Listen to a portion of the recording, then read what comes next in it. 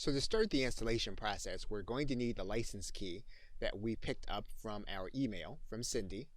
We're going to put in our company name, our name, email, and password. And then we're going to need to create an AWS access key as well as an AWS secret key inside of our SES account. Now we're going to come back to our AWS panel. We're going to go into our IAM menu. We're going to click Users. And we're going to add a user and write in a username. We're going to give that user programmatic access and then click Next.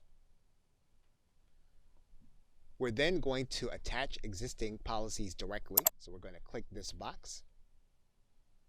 We're then going to type into the search box SESF, and then we're going to check the box. Once we've done that, we're then going to click SNSF. We're going to check that box. And once we click the review button, we'll see here that we'll have SESF, we'll have our SNSF. We're then going to click Create User. We're then going to have an access key and our secret access key, which we will be placing in to our Sendy installation.